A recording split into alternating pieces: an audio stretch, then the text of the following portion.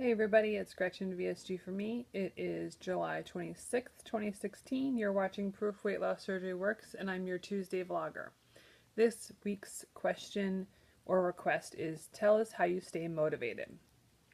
Well, my main motivation for having weight loss surgery is asleep, or should be asleep, right up there. My daughter's 5.5, and my biggest motivation was to be able to do things with her because pre-op at my highest weight of 280, it hurt to play on the ground with her. Not just that it hurt to play on the ground, I was not motivated to play with her. I felt like a bad mom. I don't think my weight completely contributed to that, but it definitely did a lot of damage to how I felt about myself as a mom.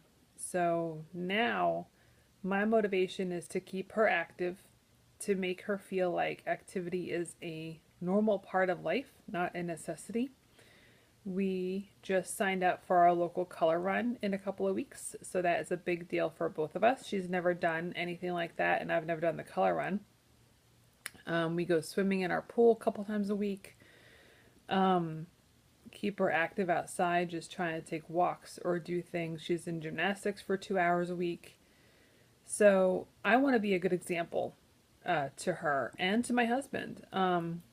He has a pretty athletic background, softball, karate, and I want to make sure he knows that I want to be a participant in that.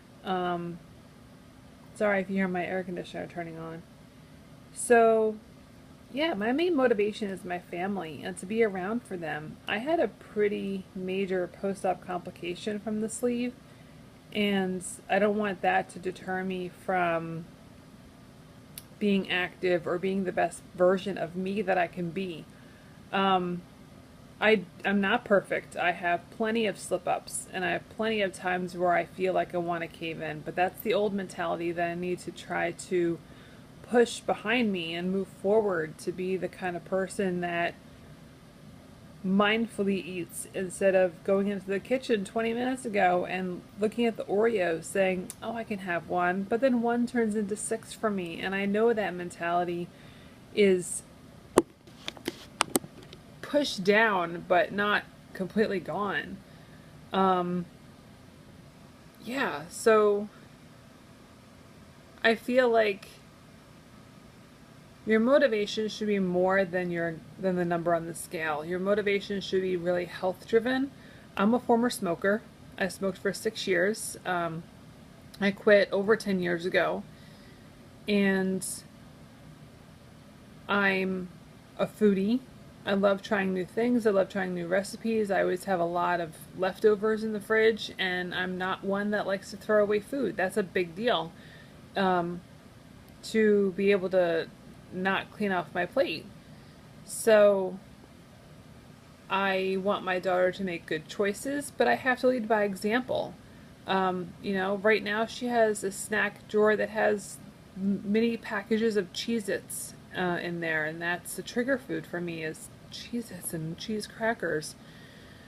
So that's her shelf. I avoid all that stuff, and it's a treat to have something like that. It's not an everyday thing for her. So we go for more for the string cheese or the berries as a snack for her. I